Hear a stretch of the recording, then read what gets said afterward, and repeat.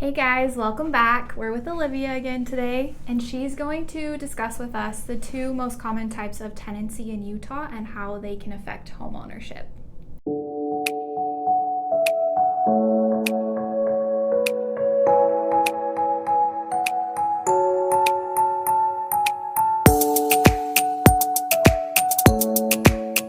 So in title, it's common to see things like joint tenants or tenants in common. They sound relatively similar, but there's a few key things that differentiate them. Okay. So joint tenants, it's one of the most common things, and it's honestly the best option in Utah. With joint tenants, it's gonna be like, you're taking equal interest in the property at the same time.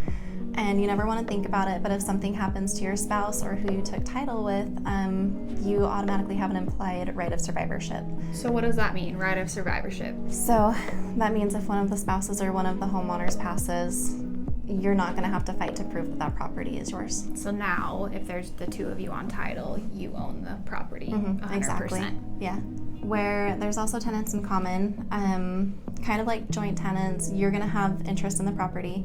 It doesn't always have to be split equally. It can be divided however you'd like, and there can be more than two people.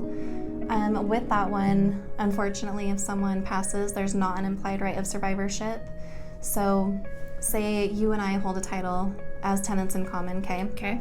and I pass, that property does not transfer automatically to you. That's actually going to go to my descending heirs, and you would have to, work that out.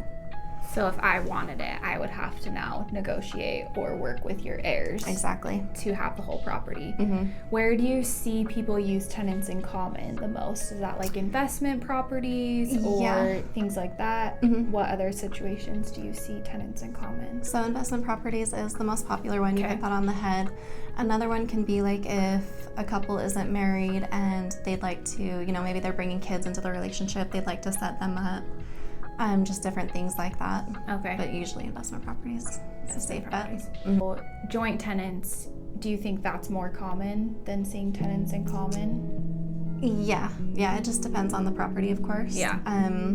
But yeah, it's more common and it's the best practice in Utah currently. That protects you the most of keeping that property after someone passes away, unfortunately. You never want to think about happens. it, but it's always better to be safe than sorry. Do you have to have a will or anything in place for the right of survivorship to happen with joint tenants? Do not, no. Okay, so just automatically, as long as it's recorded that way. Mm-hmm. The safest recording to have. Always make sure you have it. Ask your title person, ask your lender. Just remember joint tenants. Joint tenants, that's the best way to protect yourself if something were to happen to your spouse or whoever you purchased a home with. Thanks for stopping by again, learning a little bit more about title and how it works in Utah. If you have any more questions about this or any other title questions for Olivia, let us know. We'll have her back again. Yeah. Other than that, have a great day.